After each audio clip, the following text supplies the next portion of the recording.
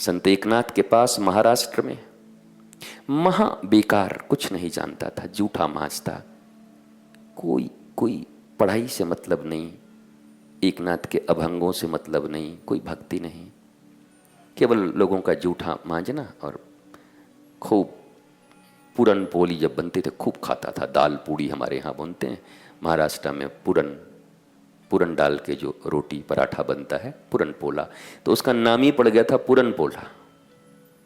रोज इतना खाए, काम इतना हो फिर भी खाए इतना। और जब एकनाथ जी के प्रयाण का समय आया तो जो सबसे बड़ी पुस्तक, सबसे बड़ा ग्रंथ था, चिंता ये हुई कि लिखेगा कौन। बड़े बड़े भगत, बड़े बड़े पढ़े हुए लोग सब खड़े थे कि गुरुजी अब हमको कहेंगे कि इसके सिवा कौन लिखेगा। तो गुरुजी ने कहा पूरन पोला को बुला। तो बोला वो क्या करेगा? बोला बेटा बाकी की किताब तुम लिख देना। वो दुनिया हैरान, ये लिखेगा जीवन में जिसने केवल बर्तन मांजे हों, पूरन पोली खा के मरा जा रहा है, ये लिखेगा। और हद तो तब हो गई जब उस ग्रंथ को उसी पूरन पोला ने लिखा और एकनाथ जी का सर्वश्रेष्ठ ग्रंथ के रूप में आज वही प्रचलित है और वही अभंग पूरे महाराष्ट्र में चलते हैं, गाए जाते हैं। बताओ अब ये कैसे कहोगे कि कोई गुरु या सदगुरु पढ़ा के ही ज्ञान देता है? कैसे बोलोगे? कोई क्लास नहीं लिया, कोई व्याकरण नहीं पढ़ाया, कहीं स्कूल नहीं भेजा, कोई क्लास नहीं ली। लेकिन तुलसी को पांव मत लगाना भाई, देख लेना, कोई व्याकरण नहीं, लेकिन इतना बड़ा ग्रंथ लिखवा लिया।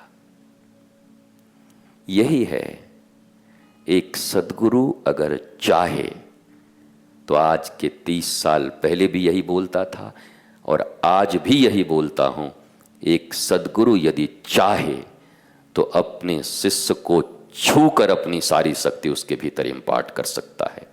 क्षण भर में, मुहूर्त में अपनी सारी शक्तियों को दे सकता है, एक क्षण में। तैयारी तो उसी की रखो प्यारे। किसी दिन ऐसा स्पर्श हो जाए, ऐसा दर्शन हो जाए, ऐसी मौज आ जाए मेरे सद्गुरु को, चलते चलते मौज में पता नहीं ये कहाँ आ गए हम, यूं ही साथ चलते चलते।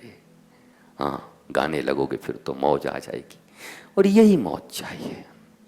जिनके गुरु शरीर में नहीं हो वो निराश मत होना।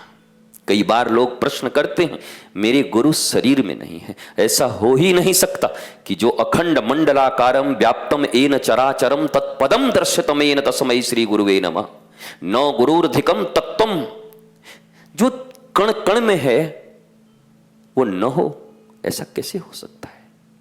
वो है। तुम भी कोई मीटर तो लेके रखो, उस रूप में भी हैं और पता नहीं किस शरीर में बैठे हैं, कहां बैठे हैं। कई बार हम उसी रूप के लिए हैरान रहते हैं, परेशान रहते हैं। ऐसे थे, वैसे थे, ऐसे थे, वैसे थे, ऐसे थे। पता है वो सामने बैठे हैं किसी और रूप में, सुन रहे हैं, प्यार तो करता है, पहचान तो कब पहचानेगा? ये पक्की बात है। जिंदगी में वो कभी एब्सेंट नहीं होते, उनका लोप नहीं होता, वो नश्वर नहीं है, शाश्वत है। शाश्वत कभी मिटता नहीं, सदा रहता है।